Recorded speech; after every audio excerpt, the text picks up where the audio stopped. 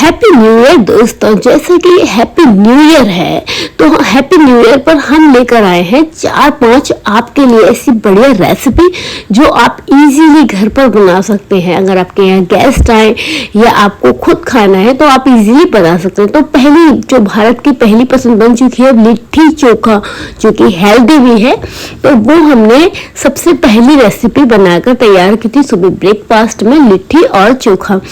और सीरियसली खाने में भी बहुत टेस्टी लगती है और हेल्दी है, सबसे मेन चीज। और जब हम सुबह सुबह हेल्दी नाश्ता कर लेते हैं ना तो हमारा पेट भरा हुआ सा लगता है और हमें कुछ खाने का मन भी नहीं करता। तो नॉर्मली जैसे आटा लगाते हैं उसी तरह से आटा लगाना है और ये सत्तू या आप चने को भी पीस सकते हैं, उसमें मसाले वगैरह मिलाकर और एक अच्छा सा मसाला तैयार कर सकते हैं। मसाला तैयार करने के बाद उस मसाले को इसके अंदर भरना है। जिस तरह से हम कचौड़ी भरते हैं ना उसी तरह से हमें लिट्टियों को भर लेना है और लिट्टियों को बना कर रख लेना है। और बनाकर रखने के बाद अगर आपके पास कोई ओवन हो तो आप ओवन में इसको मतलब सेक सकते हैं, और नहीं तो आप बिना ओवन की कढ़ाई में भी इसको सेक सकते हैं। लेकिन मेरे पास ओवन था तो मैंने लिट्टियों को ओवन में सेका था। और चोखा जैसे कि मैंने बनाकर रख लिया था, इसी में चोखा बनाया था। इसकी जाली आती है, जाली में बैगन, आलू और टमाटर को अच्छे से भून कर और मैंने चोखा तैयार किया था। तो इसी के साथ हम इन लिट्टियों को सेक लेते हैं और ये लिट्टी हमने बिल्कुल देखिए रेडी हो चुकी है। और इन लिट्टियों का स्वाद कब आता है, जब इन लिट्टियों को है ना घी में डुबो कर और इसको सर्व किया जाए। सीरियसली अगर तुमने ये रेसिपी खा ली ना तो आप सारी रेसिपी को भूल जाएंगे और बार बार लिट्टी चोखा ही बनाएंगे। तो लिट्टी चोखा बनाने के बाद हम लोग सारी चीज़ों का भोग लगाते हैं। तो यहाँ भोग लगाने के बाद ये थोड़ी सी वीडियो वगैरह शूट की हमने इस तरह से, क्योंकि आप लोगों को भी हम दिखा सकें इसलिए हम वीडियो को शूट भी करते हैं और आपके साथ शेयर भी करते हैं।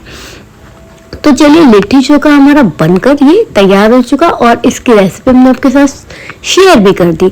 अब इसी के साथ हम दूसरी रेसिपी पर भी आते हैं, लेकिन आप इस वीडियो को देखकर इस लिट्टी चोखा को जरूर बनाइएगा और हमारे साथ शेयर करिएगा कमेंट कि आपके लिट्टी चोखा कैसे बने। हमारे सीरियसली बहुत टेस्टी बने थे।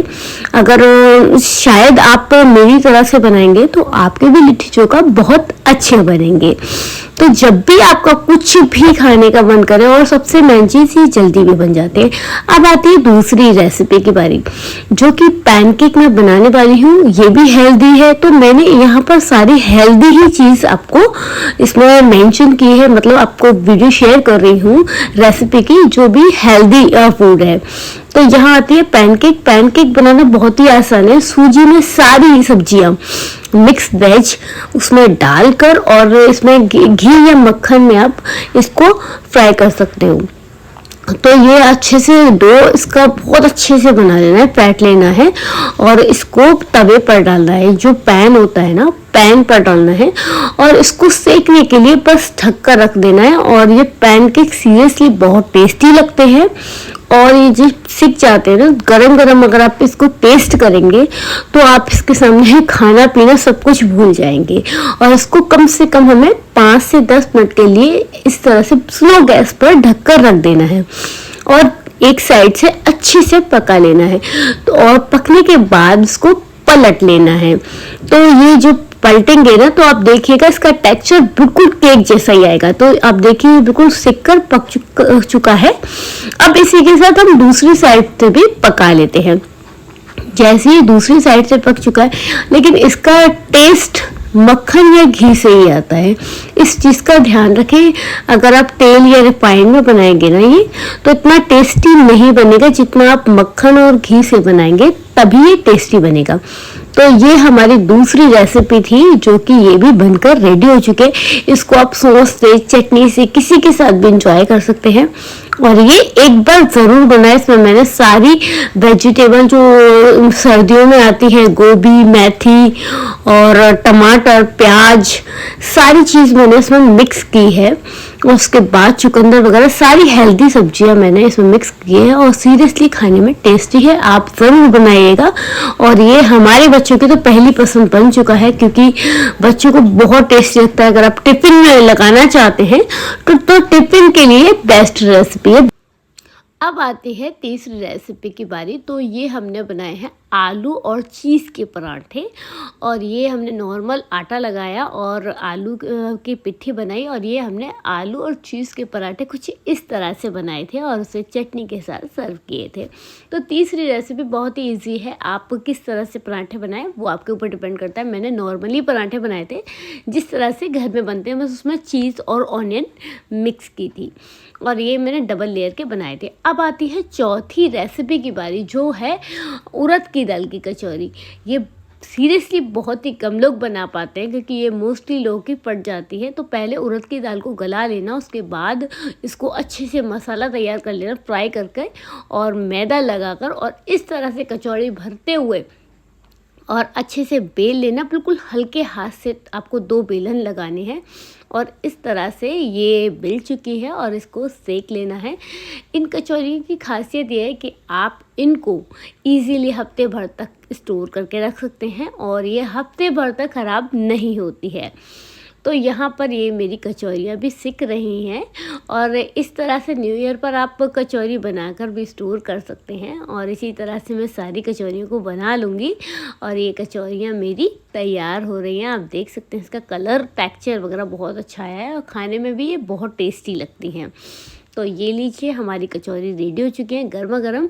आप भी इस नए साल पर इस तरह से कचौरी बनाकर घर पर तैयार कर सकते हैं और खा सकते हैं, खिला सकते हैं। तो देखिए, ये हमारी कचौरी बनकर रेडी हो चुके हैं।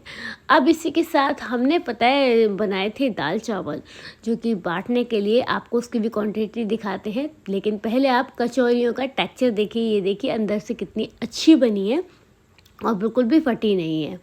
तो ये लीजिए, एंजॉय करिए। ये मैंने सॉस के साथ खाई थी। और ये आती है अब दाल चावल की बारी।